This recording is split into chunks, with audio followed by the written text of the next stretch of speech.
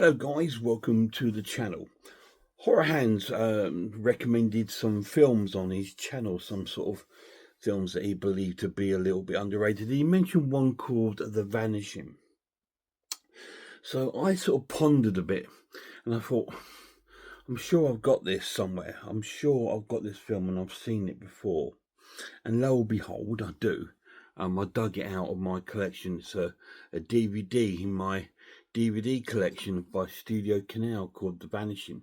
I believe this is like a sort of German-Dutch sort of film, based on a kidnapping. So, little synopsis of the film. So I thought I'd review it because he recommended it, and I thought I have seen it, but it's been a long time. And I do quite like these sort of European kind of thrillers. And this is like a sort of thriller horror. It has horror elements in there. Obviously, it's horrible that your loved one gets kidnapped. We start off with Rex and Saskia, and they're a married couple, and they're on a road trip. I've been off to see Saskia's family, and they're in Holland, and they're making their way through all this sort of beautiful countryside, and they go through this sort of like rock, this big road where there's like a huge sort of tunnel, and they run out of petrol in the tunnel. So they start fighting and arguing because Rex wants to go and find some gasoline, and she wants to come with him, and she's looking for like a torch because they've got no. This is based, I think it's based quite a while ago, and their car looks very old, doesn't have any sort of flash or warning lights on it. So she's looking for a flashlight. He gets angry and leaves. She gets upset and starts shouting for him. So he leaves the tunnel and she's at the car.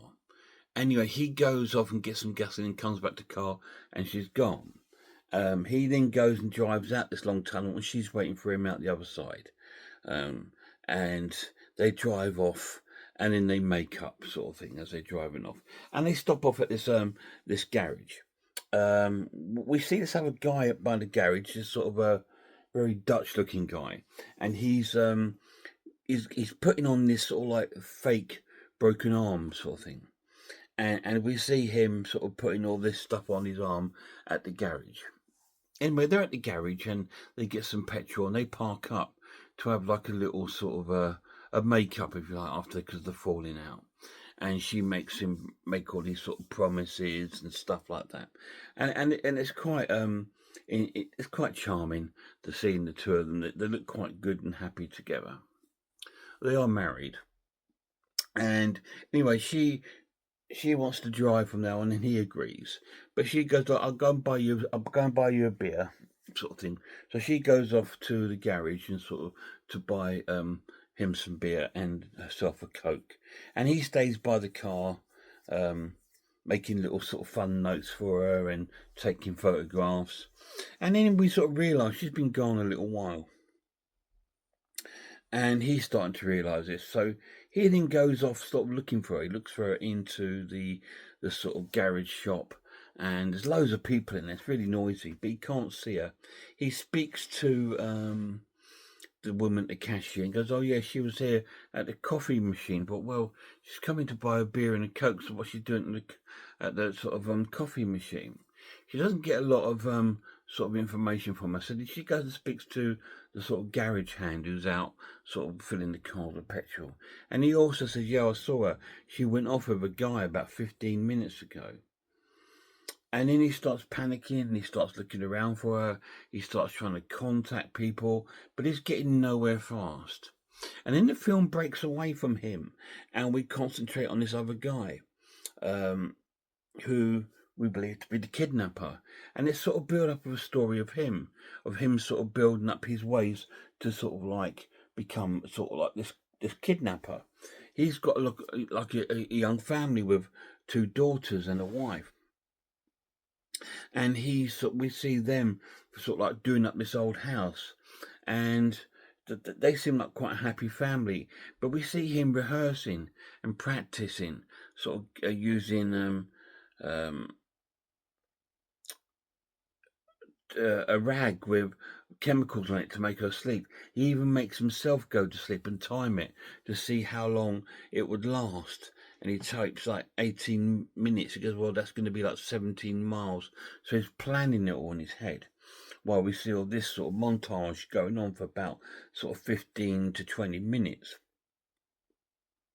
And we see all this, and we see him doing a few failed attempts to try and sort of kidnap some women.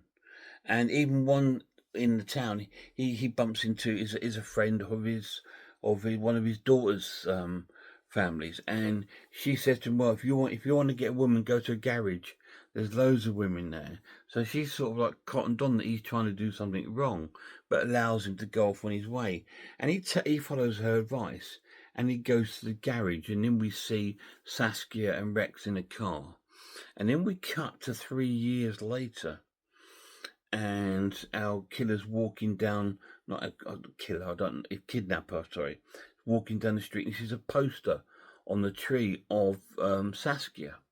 So her husband's still looking for her, Rex, but he has a new girlfriend in tow, and she's sort of like helping him try to find Saskia. So the search is still on, and they're going all over the place. He keeps having these sort of dreams that he can't wake up from of her and stuff like this, and starts telling stories about this golden egg and all these sort of stories that they had together. And you feel a little bit for his new partner, thinking, you know, he hasn't moved on and she's still supportive of him. And I think that's really sort of courageous of her. And I quite like her. She's a nice character.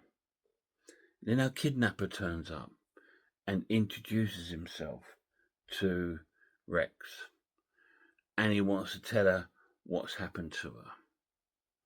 And that's all I'm going to tell you, because in the last sort of 40 minutes of the film, we follow these two and that sort of relationship, and he's sort of telling the story of what's happened, the sort of Saskia and what's going on. And I'm not going to tell you what's happened.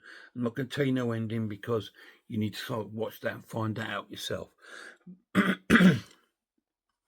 It's a really good film. It's really cool, sort of suspense, thriller, horror film. Really cool. Very, very slow burn, but very, very not, if you know what I mean. Quite a bit's going on, because it jumps from different things. So although it's a slow burn, it keeps moving to keep you engaged in the film. And Europeans are fantastic at making these sort of films. Absolutely wonderful. The French, the Italians, the Dutch, the Germans, they're all wonderful storytellers when it comes to thriller films. European thrillers are probably really high up on one of my favourite sort of genres. And this was really, really cool. Really good film. The pluses of this edition, although it's DVD, it still holds its own. It doesn't have a nice sort of sharp edge to it. There was a remake of this. I've never seen it. This came out a number of years ago. I can't remember when. I'm sure someone will tell me in the comments. This is in German with British subtitles. The acting's pretty good. The story is really cool, and it plays out really well. And when Horrorhands sort of recommended it in his video, I thought, yeah, I've definitely got this somewhere, I'm sure. So I went rooting through my videos, and lo and behold, like I said, I'm lucky that I found it. I'm going to score this a great watch and give it an 8 out of 10. It's a really cool film. It's not a 9 or a 10 out of film, because it doesn't have a lot of sort of scare elements in it. It's more of a story based of intriguement is probably the word. You're very intrigued to see what's happened and what's going to going on to that sort of climatic end, which is really good. Vanishing, 8 out of 10. Any of you guys seen it? If you have, let me know down below. Yeah, I know Horrorhands seen it, and I know he's enjoyed it, and I also enjoyed the film. It's not one I would say requires multiple watchings.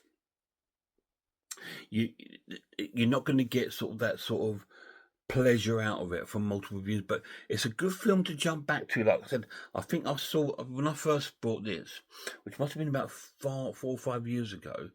I watched it then, and I completely forgot about it. And I found some more films while I was rooting for it. Oh, what's that for ages? What's that for ages? Um, so it's quite cool to sort of dig that out. What did I find here? Yeah, found a few films that I think, oh, I might review some of those. But this one, I wanted to share it out to do a little review because, like I said, it's been brought to my attention by Horrorhands, and he's a channel that I follow. Really cool. Anyway, guys, till my next review, please check out his channel and check out some other channels. Check out the Horror Geek, Man v Film, RS Design, Pizzlewell. I'm Ice Lord, the Maniac, Cat Watches Horror Movies, Grumpy Andrew's Haunted House. All amazing channels. Till next time, look after yourselves, look after one another, and I really hope I'll see you all soon.